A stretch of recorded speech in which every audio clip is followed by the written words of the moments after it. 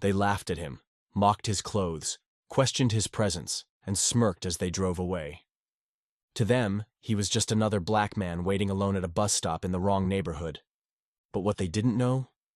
He was an undercover FBI agent sent to investigate their precinct. And what he discovered would shake their department to its core. Early morning. A quiet street just waking up in a mostly white suburb outside Chicago. The sun was barely up, casting long shadows across the sidewalk. A cold breeze rattled the leaves in the gutters. The bus stop bench sat crooked on a patch of cracked pavement, paint peeling from the pole beside it. And there he was, alone. The man sat slouched, hands buried in the pockets of a faded military jacket. His jeans were loose, dusty at the cuffs, and the hood of his sweatshirt was drawn low, hiding most of his face. A duffel bag rested at his feet, worn thin at the seams. From a distance, he looked like someone who had been through too many nights without a roof. A jogger passed on the opposite side of the street, eyes flicking toward him before picking up the pace. A mother gripped her child's hand a little tighter as they waited for the crossing light. A car slowed just enough to take a second look. And then came the cruiser. The squad car crept past, tires crunching softly on the curb's edge. Windows down. 2 officers inside, white, both mid-30s. One in the driver's seat leaned over with a half-smile, the kind that wasn't friendly. "Well, look at this," he said, his voice loud enough to carry. "Early riser, huh?" The passenger chuckled. "Lost, huh? You waiting for a ride out of town?" The man didn't flinch. He just nodded slowly, as if their presence meant nothing. As if their amusement rolled right off him. But inside, he was focused. Every word, every tone, every second was being recorded by the mic sewn into his inner collar. His thumb gently pressed a trigger button in his pocket. Just once. Logging the encounter. They waited for a reaction. Got none. The driver smirked, shook his head. "All right, stay out of trouble, buddy," he said, before the cruiser pulled away, tires humming against the road.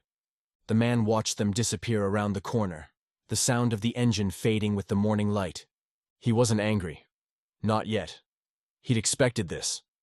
That's why he was here. Because his name wasn't Marcus like the ID in his duffel said, and he wasn't homeless, he wasn't jobless, and he definitely wasn't lost. His name was Special Agent David Foster. And this stop, the stares, the comments, the silence, it was all part of the mission. A quiet operation with a loud purpose, to uncover the truth hiding in plain sight. He checked the bus schedule without reading it. He wasn't going anywhere, not yet. 2 weeks earlier, Washington, D.C. The cold hum of fluorescent lights filled the air, bouncing off the white walls of a 4th-floor conference room inside the J. Edgar Hoover building. Special Agent David Foster sat at the end of a long table, his hands clasped loosely in front of him. Across from him, Assistant Director Carla Monroe slid a slim folder toward him. No label. No insignia. Just a single clip holding the pages together. "Take a look," she said quietly. David flipped it open. Photos, transcripts, citizen complaints. A printed screenshot of an anonymous email. It's all a game to them. Watch who they stop, how they laugh about it later. They target people who look like they don't belong. The precinct in question was tucked inside a well-off suburb 25 miles outside Chicago.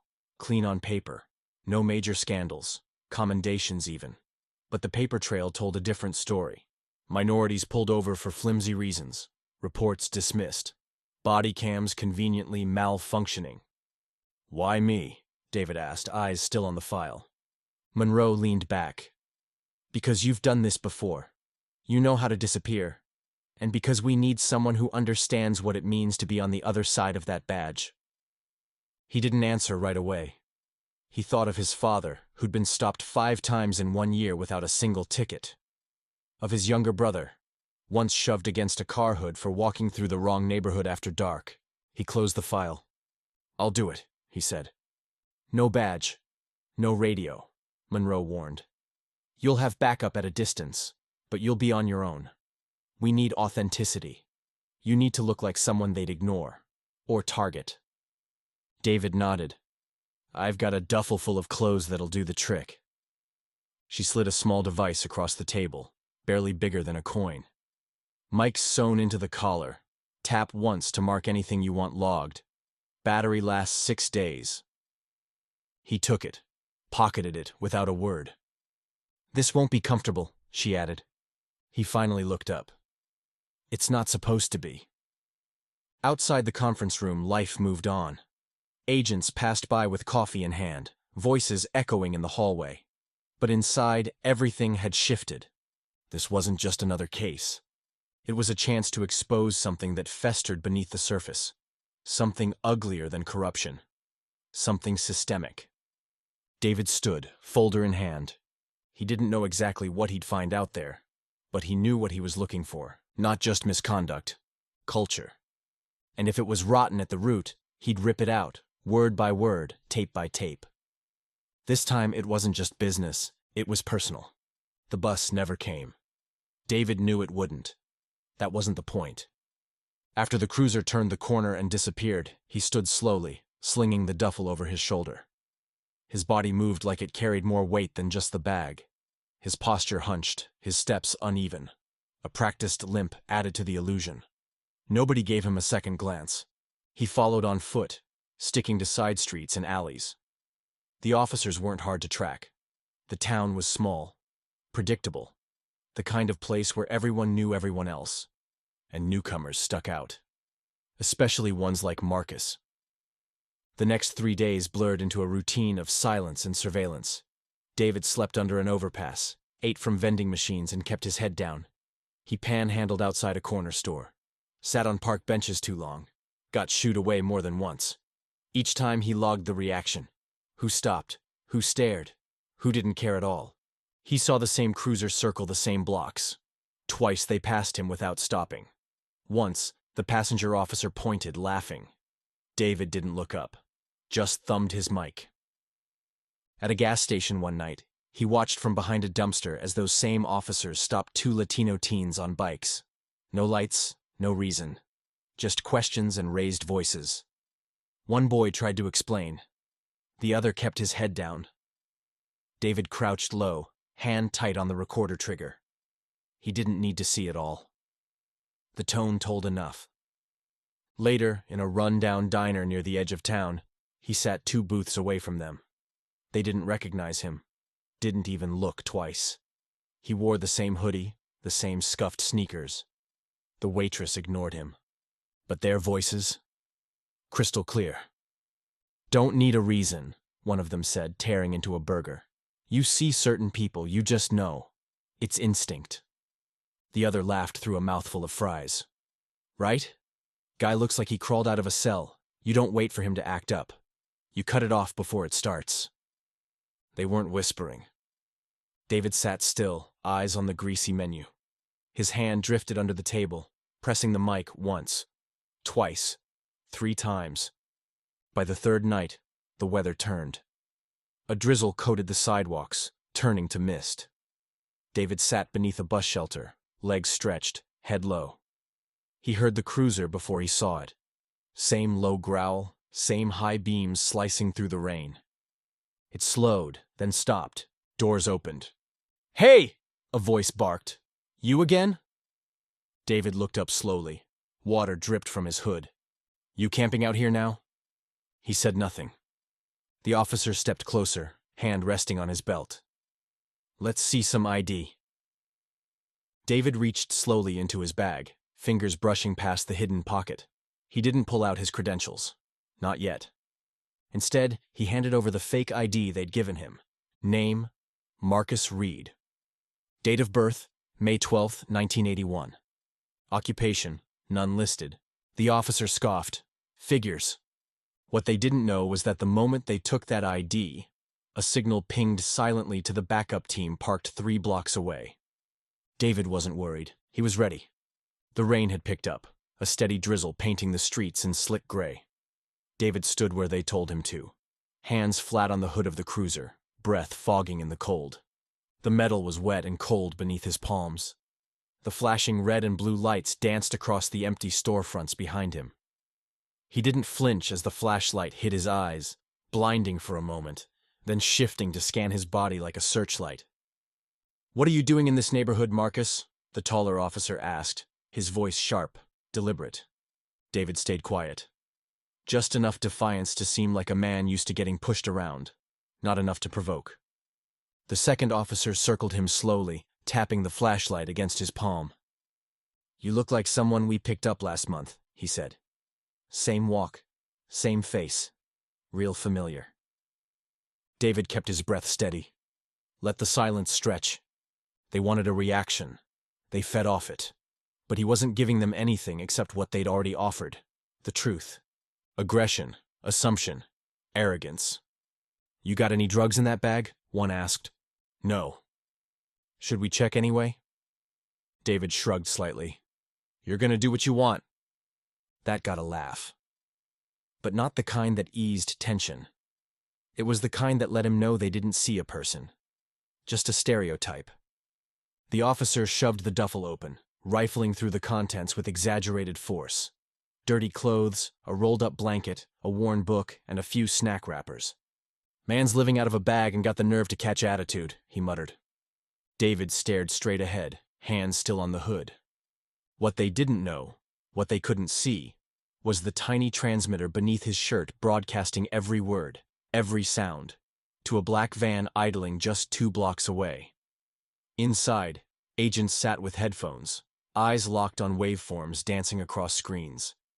Every statement was being logged, time-stamped, stored.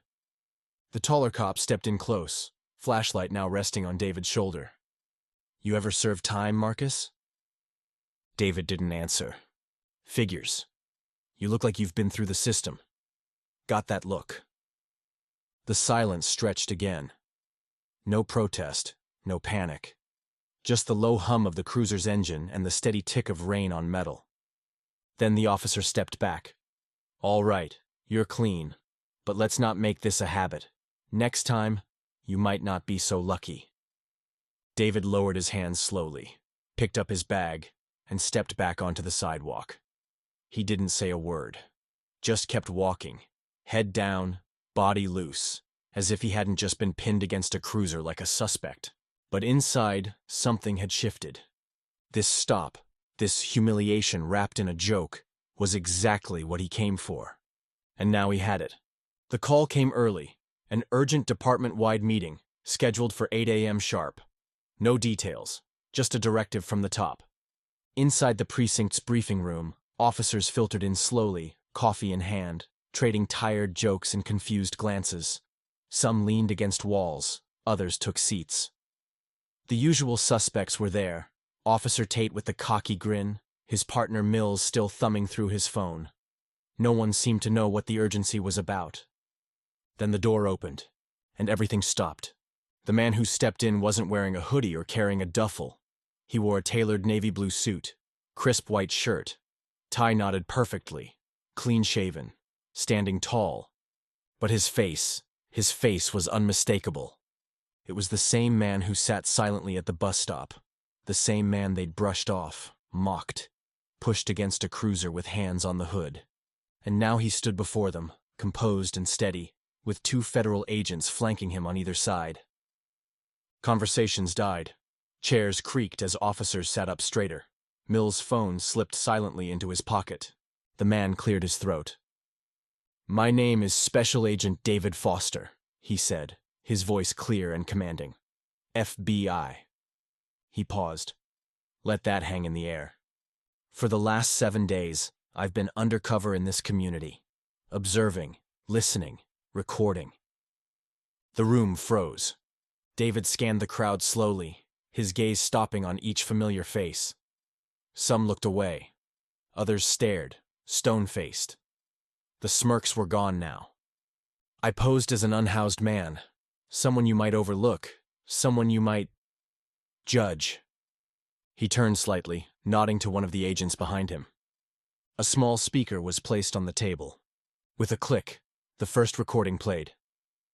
"You see certain people you just know. It's instinct." Laughter followed, recognizable voices, the kind you can't deny once you hear them played back. David didn't flinch. Another clip. He doesn't look like he's got the cash for this stuff. Probably just wasting time. A murmur rippled through the room. Chairs shifted, mouths tightened, a few heads lowered. Then the third clip. You look like someone we picked up last month. Got that look? David let it run, the words echoing off the walls of the very institution that had let them happen. I didn't come here to play gotcha, he said when the silence returned. I came here to uncover the truth. And the truth is, there's a culture problem in this precinct. A pattern of bias, of profiling, of humiliation passed off as policing. He looked directly at Tate, then Mills. I was targeted. Not because I did anything wrong, but because I looked like someone who could be treated without dignity. The silence was different now, heavy, full of consequence. This investigation isn't over, David continued, but it starts here, with accountability, with the truth. And for the first time that morning, not a single person said a word. The fallout was immediate. Within hours of the briefing room silence, internal affairs descended like a storm. Unmarked cars, clipboards, stern faces with federal credentials. Desks were cleared, lockers emptied, body cam footage pulled. The officers who had once swaggered through the halls were now sitting in cold, quiet rooms, answering questions under oath. Some tried to explain. Some denied. Others just sat in stunned silence, caught off guard by the very system they thought would protect them. Officer Tate was placed on administrative leave by noon. Mills followed shortly after. More names surfaced as complaints long buried were dug up, dusted off, and re-examined under a harsher light. One by one, the badges that had once felt like armor began to feel like evidence. A federal audit was launched into the entire precinct's history. Traffic stops, citations, arrest records, patterns emerged. And they weren't just troubling. They were undeniable. David Foster stood in front of a row of microphones 3 days later, outside the same precinct where he had once been told to stay out of trouble. He wasn't in uniform, no badge on display, just a calm presence in front of flashing cameras and scribbling reporters. This was never about revenge, he said, eyes steady. It was about accountability. Behind him, the building stood quiet, different, exposed. Bias, when left unchecked, doesn't just damage trust. It destroys it. Every badge must be backed by honor, or it means nothing at all. The footage aired across every major network that night. But it wasn't the press conference that went viral. It was the surveillance clip. David standing silent at the bus stop, officers laughing as they drove past. A man alone, dismissed, unarmed, unimportant in their eyes, until the truth showed otherwise. People began showing up at that same bus stop with candles, flowers, notes written on torn notebook paper. I see you. You mattered even when they didn't know who you were. Someone painted the side of the bench in bold white letters. Truth doesn't need a badge to speak. The city changed after that. Mandatory bias training became law. A civilian oversight board was formed. And the department, once silent, was forced to listen. To voices it had ignored for far too long. David didn't stick around for applause. He returned to his post, his work, and the next assignment. But what he left behind wasn't just a case closed. It was a reminder that silence can be powerful, that observation can expose, and that sometimes the man no one thinks is watching is the one holding the mirror. And when that mirror finally turns, everything is revealed.